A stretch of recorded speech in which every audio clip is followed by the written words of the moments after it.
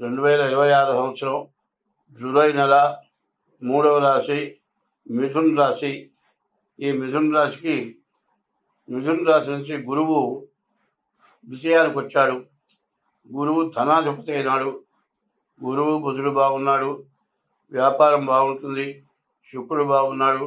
వివాహం కావటం కానీ వివాహంగా అయిన వాళ్ళకి సంతానం కలగటానికి కానీ బాగుంది. కానీ ప్రత్యేకించి చెప్పాలంటే ప్రతి రాశికి కూడా కాలసర్పయోగం కొన్ని దోషం ఉంది. దీన్ని జాతక చక్రంలో కూడా ఉన్నదేమో చూసుకోవాలి. అందువల్ల మరి రాహువు, శని, కేతువు, కుజుడు ఈ 4 పాపగ్రహాలే. రవి, శని, కుజుడు, రవి, రాహు, కేతువు ఈ 5 గ్రహాలు పాపగ్రహాలు. బాగున్న గ్రహాలు శుక్రుడు, గురువు, కేతువు. అయితే రాహుకేతువుల మధ్యలో కేతువు బాగున్నా కూడా రాహుకేతువుల మధ్యలో గ్రహాలు పడ్డాయి కాబట్టి కాలసర్పదోషం వస్తుంది.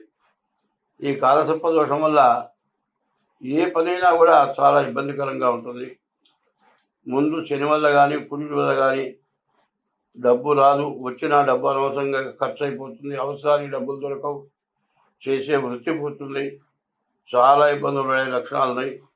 ఈ రాశి వాళ్ళు కూడా, మిథున రాశి వాళ్ళు కూడా ముందుగా జాగ్రత్తగా డేట్ ఆఫ్ బర్త్ ద్వారా జాతకం చూపించుకోవడం చాలా అవసరం.